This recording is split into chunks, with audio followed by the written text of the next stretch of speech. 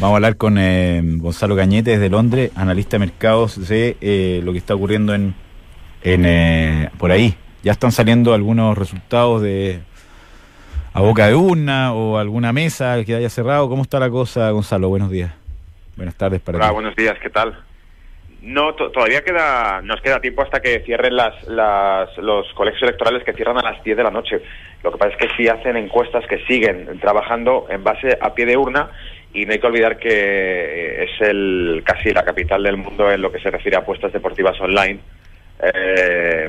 con respecto a que podamos ir viendo en tiempo real cómo es la cotización que se hace sobre quién creemos que va a ganar en las elecciones. Pero, de todas maneras, aquí el escenario es diferente. No estamos hablando de cuál va a ser el resultado electoral, sino de cómo influirá el factor Brexit en ese resultado, en el resultado electoral, porque al haber habido un Brexit de por medio de un referéndum, ahora el voto ya no se divide entre si quieres votar a un conservador o a un laborista, se divide entre si quieres votar a alguien que va a continuar con el Brexit o no, y eso influye en la intención de voto de mucha gente, probablemente. Y en ese sentido, ¿cuál es el pronóstico? Porque creo que el candidato que quiere un Brexit más suave, Corbyn, está aumentando fuertemente, según algunas encuestas, sus preferencias, y que puede dar la sorpresa. Sí, en este caso, vamos a ver, lo que nos interesa es desde el punto de vista de mercado, y es lo que seguimos, con independencia de qué postura mantenga cada uno de ellos, porque no nos fiamos de los políticos, hablando claro. Pero sí es cierto que el hecho de que se plantean, casi diría que 4 escenarios. Uno, que no cambiase absolutamente nada, con los conservadores ganando, con una victoria en la que conseguirían el objetivo, que era aumentar el número de asientos dentro del Parlamento británico para poder aprobar siguientes medidas estructurales. 2, ganan, pero ganan con menos asientos incluso que los que tienen actualmente, que ese yo diría que va a ser el escenario más probable.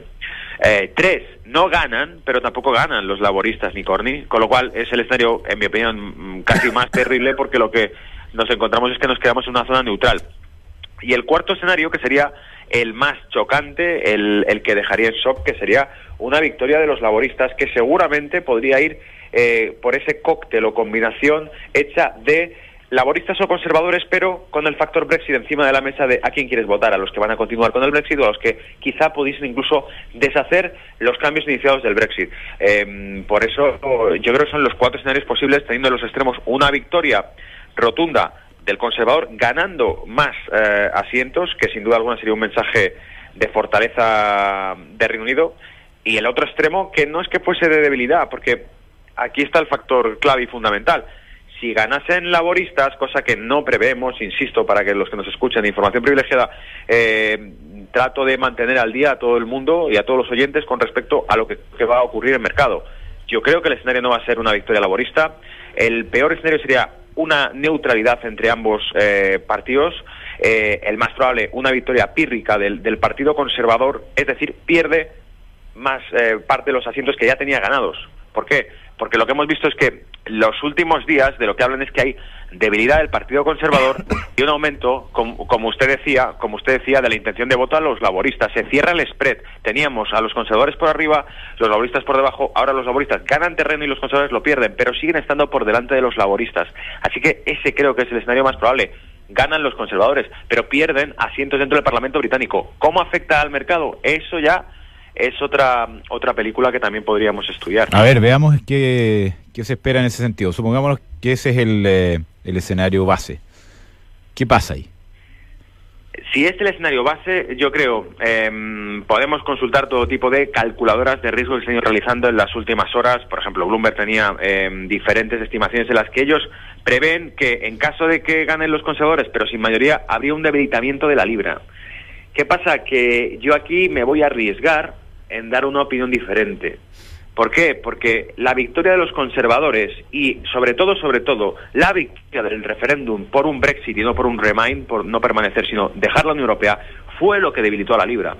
En este caso, si ganasen los conservadores, seguiríamos en un escenario de una libra débil. Y en este caso, insisto, apuntaría a, por ejemplo, en el mercado de divisas, que es el que mueve realmente los flujos de dinero, un debilitamiento de la libra frente al dólar, que sin duda alguna empujaría a que la renta variable británica, los activos británicos, siguiesen subiendo, porque es lo que han hecho desde que ganó el Brexit. Bajar la libra, abaratar los activos británicos y entrar flujos de dinero masivamente al mercado británico. Por lo tanto, creo que la renta variable británica subirá, la libra se debilitará, en concreto la libra contra el dólar, porque además, desde el punto de vista técnico, del patrón técnico, tiene una tendencia bajista clara, lleva como 2-3 semanas sin conseguir avanzar, y la proyección que le doy, para que ya nuestros oyentes vean que nos mojamos bien y que damos la cara, la proyección que le doy sería casi de 7 figuras bajistas a 1,22, y esto es tirarse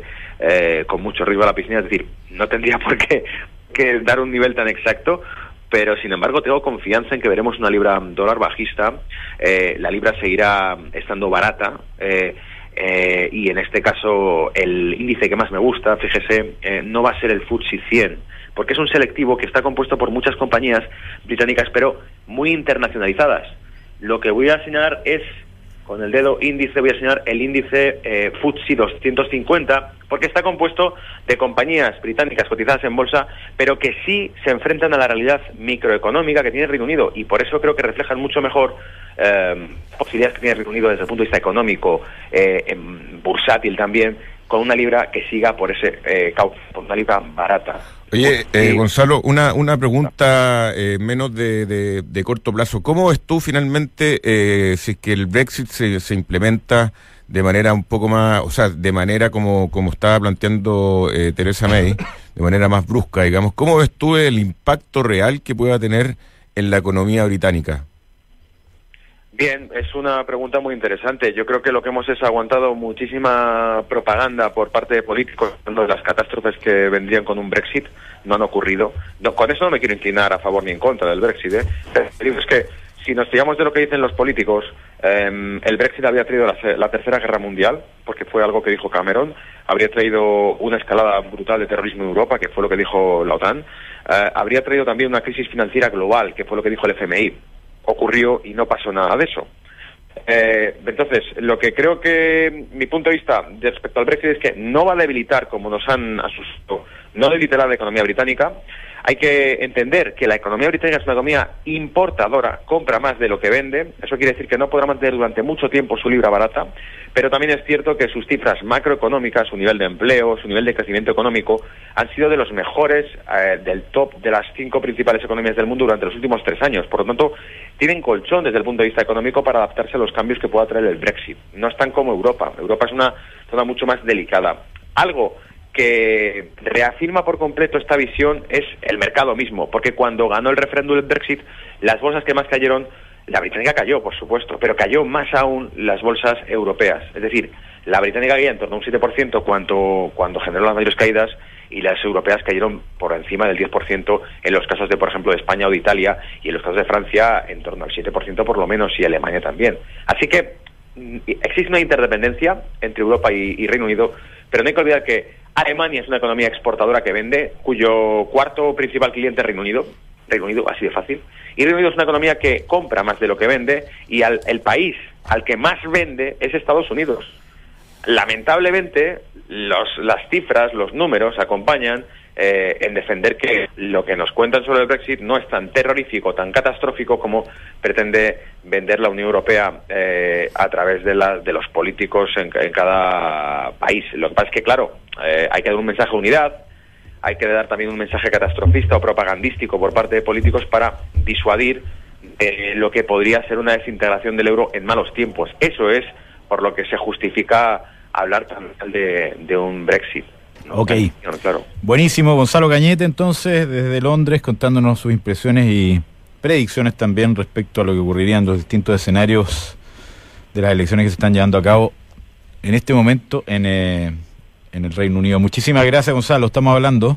Un placer. Siempre un placer.